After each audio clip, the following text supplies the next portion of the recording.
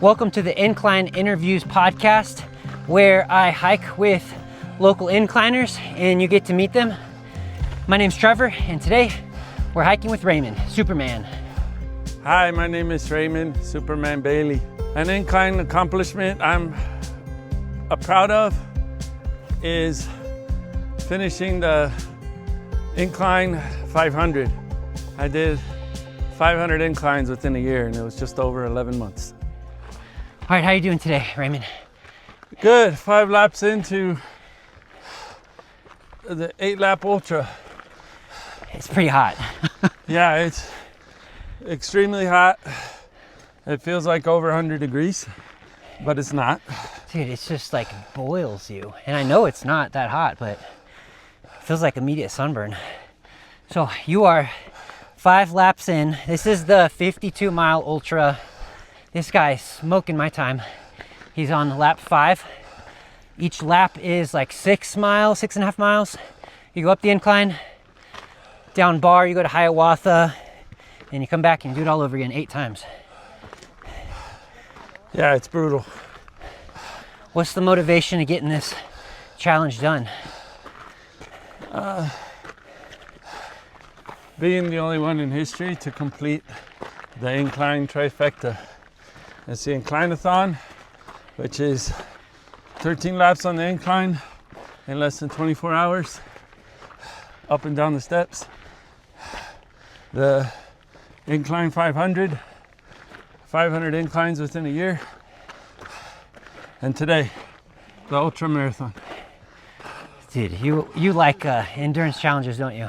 Yeah, I feed off of them. I like just seeing how far I can push my mind. Superman, dude, inspiration, man. Thank you. Are you on number 5? Yeah, number 5. It's cool because people who have been hiking throughout the day, they're recognizing him, cheering him on as he goes up. Yeah. So super cool. And I'll be honest, I almost quit on the last lap, but this guy here talked me out of it. Yeah. A lot of other people, and the people cheering is what makes this community so great, pushing me through it. Yeah, maybe I can give you a little bit of a distraction. Look, we're at stair 600 already on that 5th lap. We'll get you there. Let's rewind a little bit. When was the first time you came to the incline? Tell me about that. It was June 2019. Let's let these people pass. And I forgot how I heard about it, but I got on the bus, came over here from the shuttle, and did it my first time. It was like almost 2 hours for me to get up.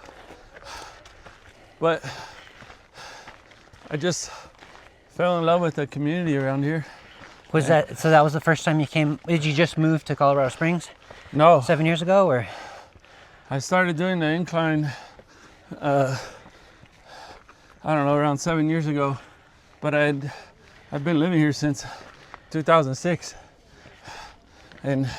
But I was too busy drinking to figure out all this fun stuff that are outdoors. I quit drinking, and this became my new addiction. Yeah, much healthier addiction. So, is trail running and hiking, is that what kept you from going back to alcohol?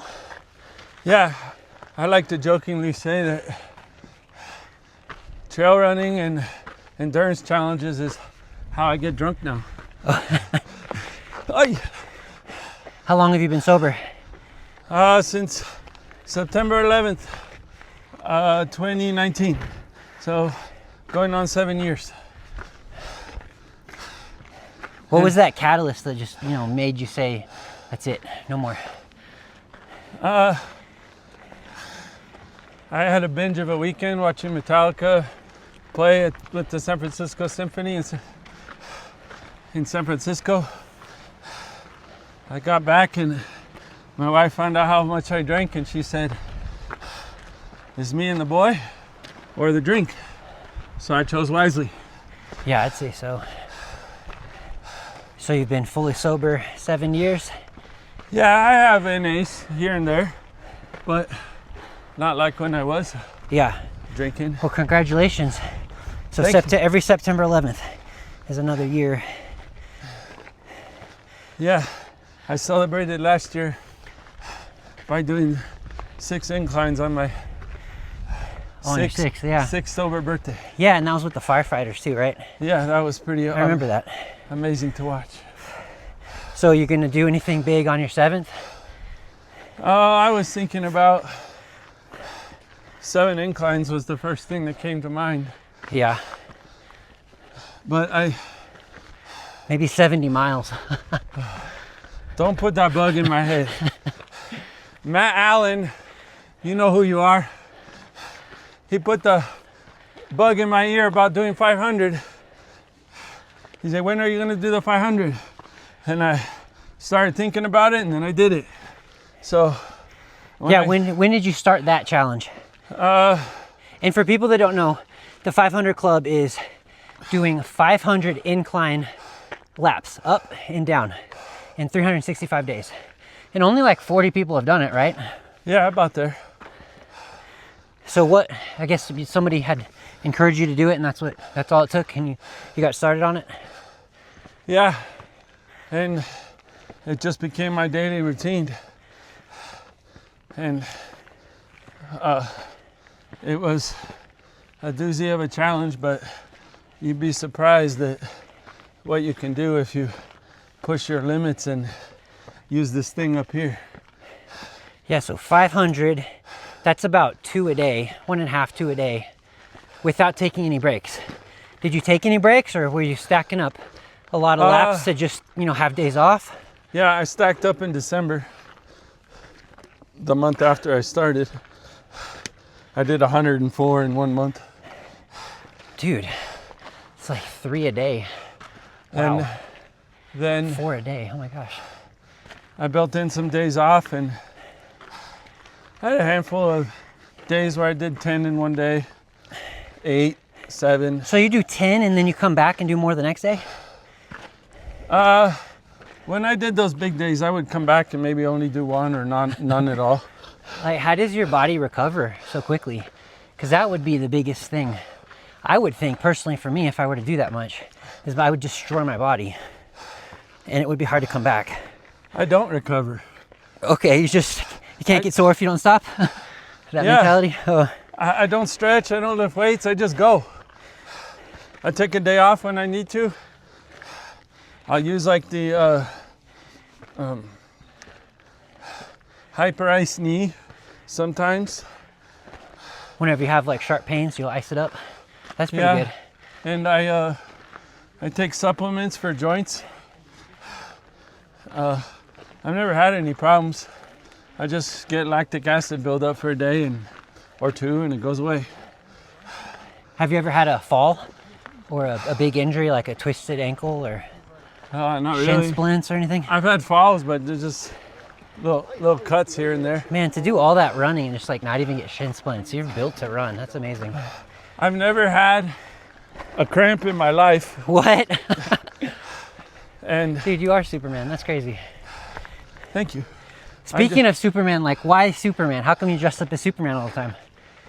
I was in a Target and I saw a onesie with Superman, and I remember as a kid running around in a onesie, and I thought how cool it would be to recreate that. Then I told my wife I was going to wear it on a run, Yeah. and she said, She no, probably you're just not. laughed at you, right? She said, no, you're not. No, you're not. I did it anyway, and I saw a lot of people laughing and smiling with it. I have an addictive personality, so I kept it going. Threw it all over my car, my clothes, because people were smiling, and we need more smiles in the world, so I keep it going. Yeah, that's a good point. I like whenever you see somebody wearing Batman, you trash talk them, and Yeah, it's kind of funny. let me know if you see Batman, I'm gonna whoop him. So you got the 500 done. Was it a full year, or did you do it quicker than that? I did it in just over 11 months. I started November 21st, and I finished October 25th. Okay. And when you finished it, did you feel proud of yourself and accomplished, or did you kind of just feel like, I don't know, what's next and move on to the next challenge? Well, it's funny you asked that because I was super proud of it, and I was planning on resting the next day after I finished it. But I came back and did one more the very next day. Just in case it was 499, right? And you miscounted? Yeah. It's a little bonus. Exactly. I feel like I'd be paranoid about that too. It's the Strava tax. Yeah. Well then, so after that 500, such a long challenge too, like that must have been taxing on other elements of your life because you're spending so many hours up here. Like if you think going up and down, let's say that takes an hour and a half times 500, like we're talking some serious hours up on this mountain. And then all the time you took to drive here and back. Yeah. Like how did that impact the other elements of your life? Personal and job. I got the wife's blessing to do it, but it still caused a strain on the marriage. But she was very supportive throughout of it, like everything else. But it was nice to just not have that weight on my shoulders of having to get up before work and go do 2. Yeah, that's a lot of discipline every day. No sleeping in, no days off. Nope. And that's amazing for your wife too. You know, I'm sure there was so many opportunities where it was like, hey, I really want to go see a movie with you. And you're like, I gotta go to bed because I gotta wake up at 3. Yeah, it was a big sacrifice, but yeah, it was worth it and makes you not take those things for granted. Yeah, or her for granted. That's amazing that, you know, that much support and love throughout such a long challenge. She must have really known how much it meant to you, and it's really great to see that kind of relationship. That's awesome. Yeah, it was. So then after 500, was it Inclinathon after that? Well, I did the Inclinathon right after I started the 500. But then after the 500, I just concentrated on running in new places, volunteering more in the running community. Yeah, you're on the board of directors for, what is it, Roadrunners or? Pikes Peak Roadrunners. Pikes Peak Roadrunners, PPRR. Yeah. What is that like? What does that organization do? It just helps people encourages the community to run and better their lives by fostering community and putting on races and helping people realize how important physical fitness is for your health. Yeah, I'm friends with you on Strava, and it just blows my mind. Like every single day, you're putting in the miles. Talking like 3 to 6 miles every day, hundreds of miles a month. Pretty impressive. That's hard to achieve. Yeah, it's that addictive personality. I like the running. I find one thing and latch onto it. You go through shoes a lot? Yeah, these shoes last me 1,000 miles, and I'm on my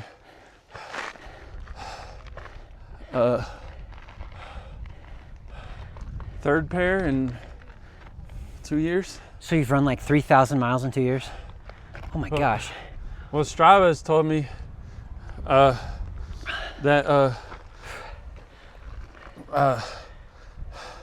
I'm at like 1,400 miles on the year so far. On 2026? Yeah. Whoa. And it's June right now if you're watching this, so he's possibly going for 2,500 miles in a year. That's a huge amount. That's like running across the whole country. Some people call me Forrest Gump. I'll be right. So you got the Inclinathon, got the 500 Club Challenge completed, working on this Ultra 52 miler. You mentioned to me something that's coming up. You want to talk about that, the 100 miler? Yeah, I'm running my first 100 miler in September. Run Rabbit Run 100 miler in Steamboat Springs, Colorado. Oh, it's pretty up there. I've never been up there, so I'm looking forward to it. That's nice. Is it a lot of elevation gain in there, or is it pretty flat? 20 to 22,000. Oh. Which, to put in perspective, I'm running that in 30 to 36 hours. Today, I'm running that almost that same elevation in 18 to 20 hours. Yeah, because the incline is like 1,900 foot elevation gain. Yeah. And you're doing it 8 times. And you did some yesterday too, I saw. I would have guessed, I'll probably bet you're going to be back tomorrow. I don't know. I have nothing scheduled for Father's Day. Well, hopefully they got something planned for you to surprise you. Breakfast in bed and ice packs in bed. Yeah, exactly. Lots of recovery tomorrow. Yeah. So tell me about your kids. We have one son. His name's Justin. Justin. How old is Justin? He's 17. He's about to be a senior. And we couldn't be more proud of his accomplishments. And my wife and I, we've been married for going on 20 years. 20 years, wow. Yeah. That's cool. And then is Justin a runner like you? No. He's What? a power lifter. Oh, Yeah. that's awesome. It was hard to admit last year when I discovered he is stronger than his father. But throw him into a 50 miler. Then we'll see who drops first, huh? Yeah. But they're very supportive of what I do. That's cool. I'm sure that, it takes a lot of grit and determination to do these types of endurance challenges, and that parallels with powerlifting too. So you've definitely role modeled and showcased to him like what it takes to be stubborn and strong. So I'm sure he's gotten a lot of that from you. Yeah, I think he has. He's a strong little kid. Awesome. So after the 100 miler, any other big things you got planned for yourself, or you just kind of take it day by day, just stay active? Just take it day by day and see where life leads me. I also volunteer for Achilles. We help guide mentally and physically disabled runners. That's always been near and dear to my heart, so I'm gonna continue to do that. How do you help them run? Is it like physically move them in wheelchairs, or you hold their hands and guide them? It could be they're blind and we have a leash and we guide them, or pushing a wheelchair, or just walking with somebody who's blind, say in a walker. Wow, you give back a lot to the community. That's amazing to hear. Yeah, running gave me my life back, so I'm going to give back to it. Yeah, that's pretty neat, because you can, if somebody's blind, it's, really hard to go running, of course. So you're really helping them achieve something they probably didn't think they could do before this opportunity. Right. It's really rewarding and inspiring to see how far those folks push themselves. This is tough. It's a hard challenge. So where's your head at right now in this challenge? Just getting through this next lap. Yeah. I just want to go sit in the creek and cool off. Yeah, I keep thinking about all the things that are comfortable. Yeah. It's easy to get that quitting mentality if you let it come on, right? I think that's something Goggins talks about, is like fighting that quitting mentality. Yeah. That's really difficult to fight it right now. Yeah. So let's talk about Goggins then. How's he influenced you in your athletic journey? It just showed me I'm capable of a lot more, which has allowed me to help others, show how much more they're capable of. Because I read his book, Can It Hurt Me? And it just made me feel lazy. And how much strength you can get from this thing. So is that what encouraged you to do that 4x4x48? yeah. So walk me through the first year you did that challenge, the 4x4x48. I did. Man, it's hot. Yeah, I did it my first time like 5 years ago. I've done it every year since. And the first time we did it was out of my house, just on flat trails and tracks. Second year we did it, same thing. And then I was like, this is getting boring. I want to make it more of a challenge. Yeah. Let's do it all on the incline. One incline every 4 hours for 48 hours straight. And it's pretty cool that the math plays out that way, where it's like a mile up the stairs and then 3 miles down the hill. Yep. Down Bar Trail. So you do get that 4. Yeah. So I'm thinking in my head, like, as you slow down, there's a smaller chance of you getting to rest in between laps. Because if it takes you like 2 hours to go up the stairs and then an hour to run down or walk down, you only have an hour until your next start. So that's got to be sleep deprivation as well in this challenge. Yeah, it's more mental than physical. It's so difficult to just get an hour of rest, try to sleep between laps. The last time we did this in April, I slept maybe a total of 3 or 4 hours. In 48 hours. Yep. And doing all that activity. Yep. Wow. So half of that is just mental and sleep deprivation. And you had a big crew do it with you too, right? How many started out and how many finished? We had 14 start out this year and 5 or 6 people finished. Oh, wow. So like 2/3 dropped out then. Yeah.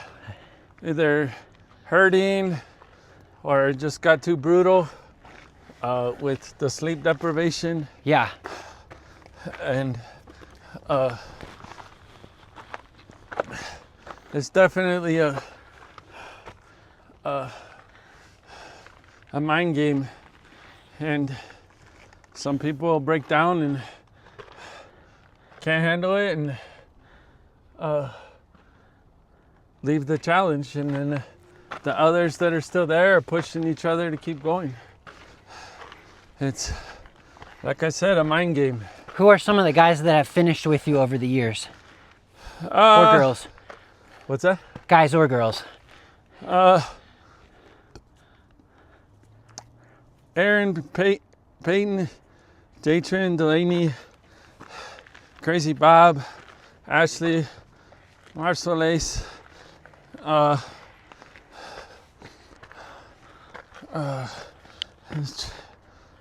Asim, Pudel. There's less than 10 Yeah. finishers from over the years. I can't remember all their names off the top of my head.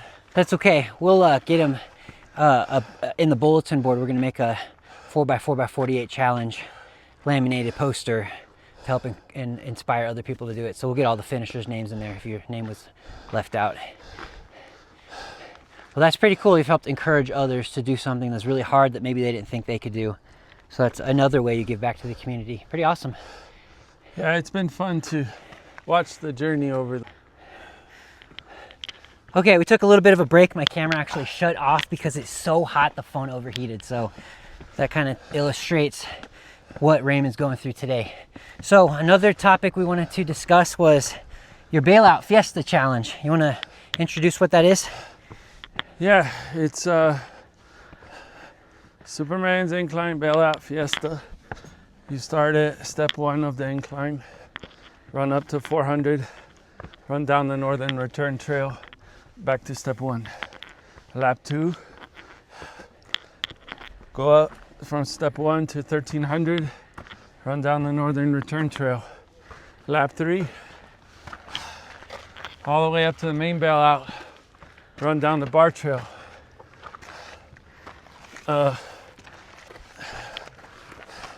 Run across the bar trail parking lot on the connector trail, back to step 1. Lap 4, all the way up your first full ascent of the incline, run down bar trail, across the bar trail parking lot, back to step 1. 5th and final lap. Dude. 5th and final lap is all the way up the incline, go half mile past the top of the incline, take that trail, it hugs around to the left, and you'll hit bar trail. You go up to Pikes Peak or down bar trail. Head down bar trail, head parking lot, back to step 1. You're done. You know how mean that last lap is? Like that. Oh, it gets worse. Yeah. Nicole Ross invented Superwoman's Incline Bailout Fiesta. So you do that, and then go do 5 more laps the same way, but in reverse. No way. Yeah, I did it once. It's horrible. So you do that 5th lap, you finish my Bailout Fiesta, and then you go right into the longest descent. Go half mile past the top of the incline. So you do that twice, up to No Name and down. No, not to No Name. Oh. The hole in the rock, the little cave. Yeah, the yellow sign. Yeah, that one. Yeah, you run up the trail. So you do that, my 5th lap again. Yeah.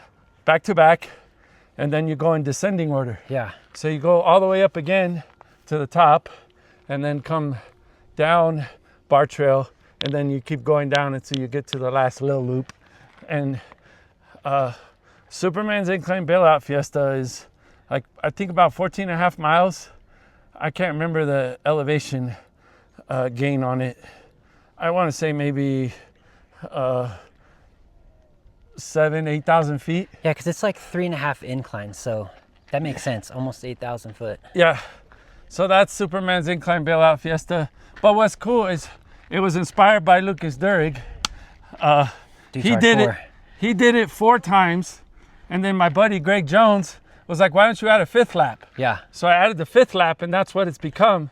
And all these people did it. It just like blew up, and then it inspired people like Nicole to go do it, and then go do it again in reverse. And we got you the stickers. Yeah, and passed out the stickers. You made the stickers, and then everybody was doing, like Eric Klebs did it, and he's like, his Strava post was, I just did it for the sticker. And, hey, thank you. So it's just fun to see like what you put into the world and what people do because of what you put into the world. I've always enjoyed paying it forward. Yeah, it's fun to make these challenges, right? And then see people do them. Yeah, like you designed this challenge, now I'm doing this, so. Yeah, now I got to do your Bailout. I haven't done that yet. Yeah, okay. That's you owe me. Oh, remember the Alpha Loop afterward? You did that once? Oh yeah, maybe we tried to do that. Yeah. That one is up the incline. You could probably explain it better than I can. But you did it after a Bailout. A Superman Bailout. Yeah. I added on to the Superman's Incline Bailout Fiesta, and that was the 6th lap. Yeah. And then all these crazy people that we know were like, oh, let's go do Pikes Peak next, right? Yeah, or let's go up to Bar Camp as the 7th lap. Yeah. And then what's after that? Oh, we're gonna go, the 8th lap will be. Yeah, then let's go to Cripple Creek and then. Yeah, I'm sure there's some crazy person out there that will do it. That's what I've learned out here is no matter how crazy you are, all you gotta do is just wait and someone crazier will follow in your footsteps. Yeah, exactly. Like everyone thought Crazy Bob was downhill incline record was never going to be beaten. Exactly, yeah. And now it's broken. Dude. Nobody ever thought they were going to run a sub 4 minute mile. Yeah. They're broken. Yeah, a lot of people. It's exciting. You feeling better? Halfway through this lap? Yeah. You seem like your spirits is brighter. Yeah, it's better. It's amazing what a simple thing like cold water will do to you. Yeah, right. And some nutrition. Okay, so we've been going for a while. Let's close this up. What I would like to ask you is give me some bits of wisdom that you have realized over the last couple years since you've been hiking this thing. There's a lot of inspiring people in this world, and that's why a lot of people keep coming back to this thing, because you meet so many inspiring people on this incline. I met a girl one time. She was trying to come up here and beat her personal best. It took her 5 hours to go up this thing. And when I met her, she was back here, and she was going 3 hours. Almost in half. That's almost more inspiring to me than the person that can go up this thing in 24 minutes. But I mean, in hindsight, it's all equally inspiring, and it's what keeps everyone coming back. Earlier, I saw a lady that looked like she was in her high 70s coming up this thing with her poles. I told her she was the real superhero. Yeah. And just things like that. Like my most inspiring moment on this incline was leading a 15-year-old blind kid at the last 20 steps of the incline. That's a cool memory to have. Yeah, he looked at me, I looked at him, and I said, "You ready to do this, Eli?" He said, what? I said, we're gonna run to the top. And I took him by his arm, and I still get chills thinking about the moment. And his father was behind me, and we just took off, hauled butt up the last incline. And Yeah. I've been in a few articles, and everyone always asks me, like, what's my favorite moment of the Incline 500? That right there. With Eli. And so the community this incline fosters, and how many people you meet, and it's just fun. I love the pain, and I keep coming back for it. Yeah. Because of the people. So, well, very cool. You got any tips for anybody who's thinking about maybe coming out and maybe their goal is to do one incline a week for a year, you know, or maybe they want to do 500, or maybe they just they're traveling and they're going to do a 5-hour incline, and like, what kind of guidance would you give people? Bring lots of water, hydration, take lots of breaks, and use that first incline as a stepping stone, and just try to set yourself a goal, maybe not to take as many breaks or beat your previous time. It doesn't have to be these crazy lofty goals. Yeah. Incremental, small improvement over time. Yeah. And next thing you know, you'll be doing 500 in a year. Yeah. But just set yourself small goals. Like, my mom came out here and she made it to 200, and we stopped. Yeah, granted, it was 10 degrees that day, and she's from California and she only been here for 2 days, but that's what I'm talking about. Maybe the next goal for my mom when she comes back is make it to 400. Yeah, do a mini loop down the Power Lines Trail. Yeah, so just set small goals and work to achieve those small goals until you start setting big goals. Yeah. Okay, cool. Well, it was fun hiking with you. It was fun chatting with you, hearing the stories. Thanks for letting me do this interview with you. Appreciate it. Very fun. Thank you for having me. Yep. All right, now we got to get you finishing 3 more laps. Let's go. Let's go.